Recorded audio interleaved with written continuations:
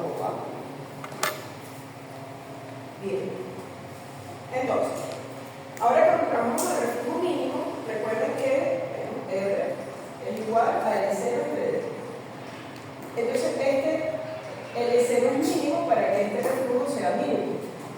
Pero creo que les comenté que la relación de reflujo la podemos escribir también en función de las entalpías. ¿Sí? Y también en las composiciones. Una vez, ya lo vamos a ver. Déjenme borrar esto por aquí. Reflujo total.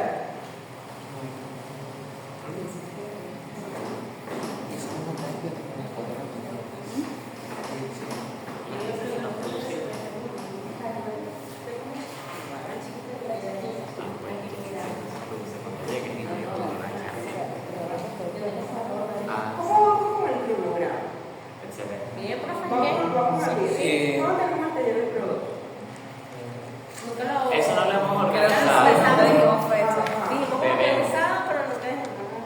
Es bueno ir al siguiente. Ajá. Bien. La relación de reflujo la definimos como L0 entre D. Pero también les dije que eso puede ser H delta D menos H1 sobre H1 menos H0. Y ya lo vamos a ver gráficamente. Pero también esto puede ser YD menos Y1 entre Y1 menos X0. Aplica para el condensador parcial o para el parcial mixto, pero no para el total. ¿Por qué no para el total? Porque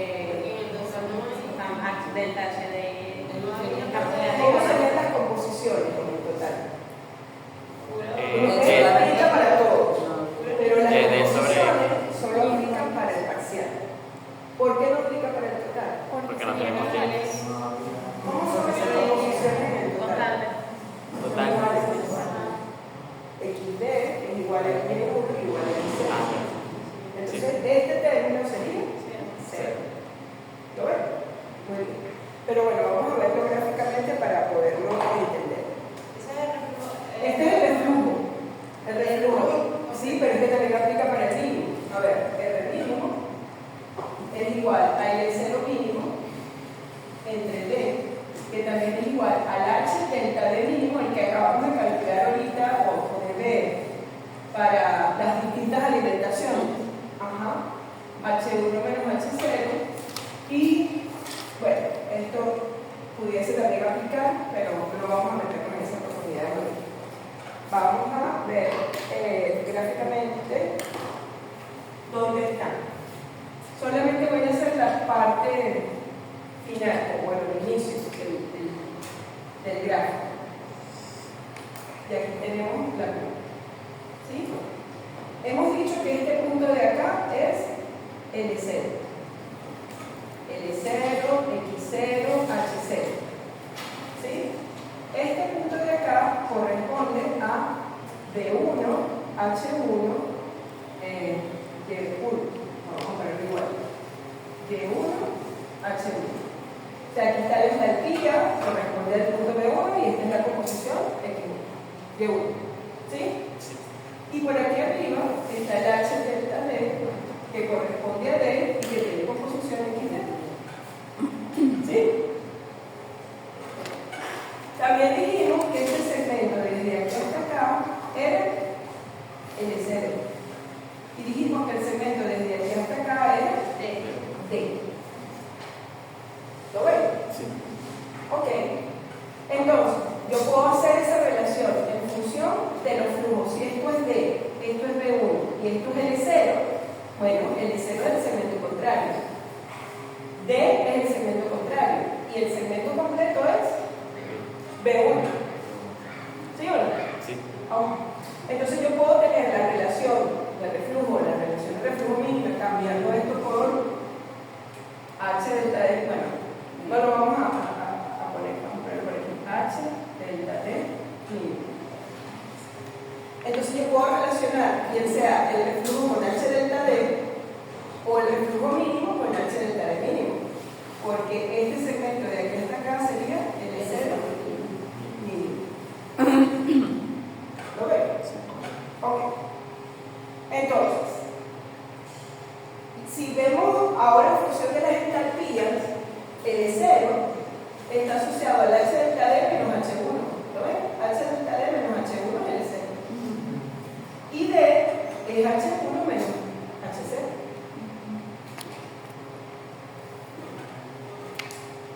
De igual forma, el R mínimo es H delta D mínimo menos H1 y H1 menos H0. ¿Se entiende? Si no, me dice. Bien. Eso en cuanto a la relación de refugio. Pero queríamos trabajar con la mínima. Y esta mínima, nosotros la definimos ahorita y vimos que depende esto en función de la alimentación.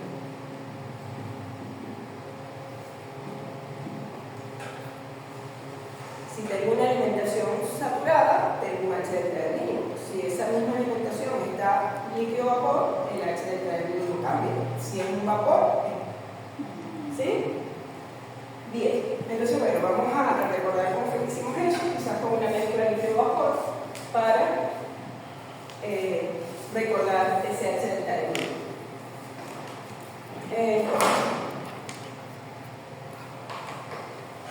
Está ubicado, ya no me acabo. Creo que lo hago todo.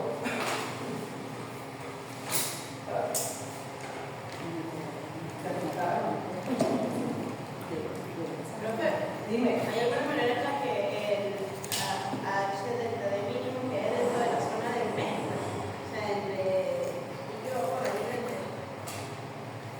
En algún líquido sustancial que quede así dentro de la. Es posible, pero buscaría que no fuera así porque se le va a complicar. Por eso, ¿cómo queda el eleo ahí en ese caso? Sí, bueno, fíjate que cuando lo trazamos ahorita, el punto quedó justo aquí, como el líquido saturado.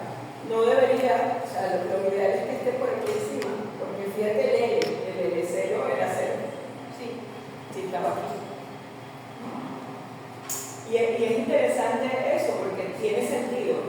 Si el L0 es 0, es porque el L que se transita en la columna es el que condensó. Sí, Esta es la etapa 1. Y resulta que me están diciendo que el L0 es 0. Me están diciendo que el L0 es 0. O es muy chiquitico, pero no está entrando muy frío. ¿Te acuerdas que si esto era muy frío, parte de esto condensado? sí. Bueno, me está diciendo que esto es muy chiquitico. Pero bueno, lo que va a transitar va a ser lo que condensó. Porque esto es muy chiquitico.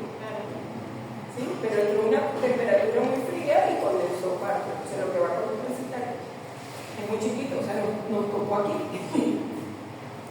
Eso. Tiene sentido, pero no lo voy a poner en algo largo. Bien. Entonces, vamos aquí con la composición de todo. Y bueno, vamos a poner una alimentación diferente, que no sea en el medio. Vamos a ver esa prueba. Y bueno, vamos a decir que esta alimentación está, no tan vaporizada. Este sería el equilibrio, supónganse, ¿verdad?, que nosotros definimos a partir de X y de Y, para poder ubicar aquí eso. ¿Se acuerdan? El sistema de ecuaciones, dos ecuaciones protectoras. Sí. Yo definí este X y este Y, lo tracé y que es esto.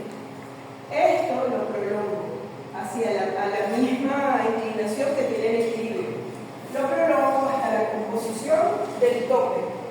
Y allí tengo el H delta D mínimo. ¿Sí? Vimos que si era líquido saturado, pues con la ecuación de Y igual a alfa X sobre 1 más alfa menos 1 X, ubico el Y. Y va a estar por aquí. Pero si fuera vapor saturado, otra vez también tengo que ubicar el equilibrio que pasa por F y lo prolongo, y fíjense, va a dar más tiempo. Mientras más vapor tiene la alimentación mayor, el H delta D. ¿Sí? Muy bien, definido este H delta D mínimo, Definido esto, ya yo conozco aquí cuánto es H1 y sé aquí cuánto es H0. Entonces puedo calcular, tengo este y este, calculo el R mínimo. ¿Qué hacíamos nosotros con el R mínimo? Si ya sabemos cuánto es R mínimo, calculamos R como, por ejemplo, 5 R mínimo. Entonces, definido el R mínimo, podemos calcular el R. Y ahora, conocido el R, H1 y H0 son los mismos, despejo H delta D. ¿Dónde debe estar ese H delta D? Por aquí arriba. ¿Sí? Entonces, aquí está el H delta D, que pasando por F me va a definir mi pivote de fondo.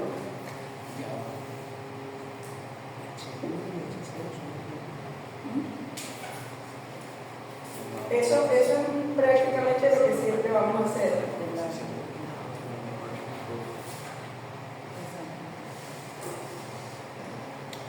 Entonces, al igual que McKay, definimos el reflujo mínimo, conocido el reflujo mínimo, definimos el reflujo de operación. ¿Con qué fin? Con el fin de ubicar los pivotes. El de tope, que pasa por F, y define el del fondo. ¿Sí? A ver si lo puedo hacer.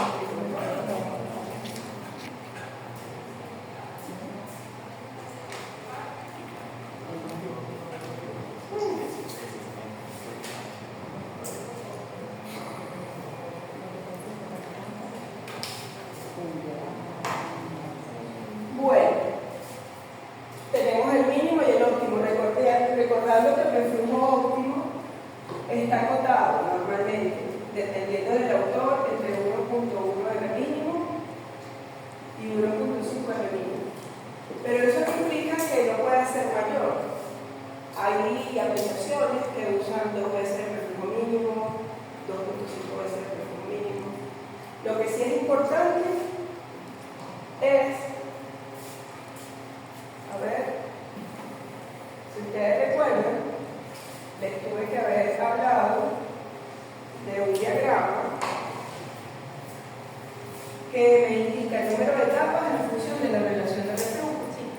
Y dijimos que si teníamos un reflujo mínimo, el número de etapas es infinito. Pero si trabajamos con un reflujo total, el número de etapas es mínimo. O sea que estaríamos como por aquí. Entonces, se genera una curva que es más o menos así. Oye, no puedo trabajar a R mínimo porque tengo infinitas etapas, pero tampoco a reflujo total porque son mínimas. Entonces, lo ideal es trabajar a un R óptimo, que está más cerca del reflujo mínimo que del reflujo total. Y con este R óptimo, fíjense que el número de etapas también se parece más al R mínimo. Y decíamos que podía el N estar entre 0,4 y 0,6 el N mínimo. ¿Sí? O sea, está más cerca del N mínimo que de N infinito. Y esto tiene que ver con los costos. Sí, una columna muy alta es muy cara. Un reflujo total alto es muy caro porque necesito enfriar y calentar mucho flujo. Entonces, siempre hay que buscar como un equilibrio. Eso en cuanto al reflujo óptimo. ¿Listo? Y a mí me puede comprar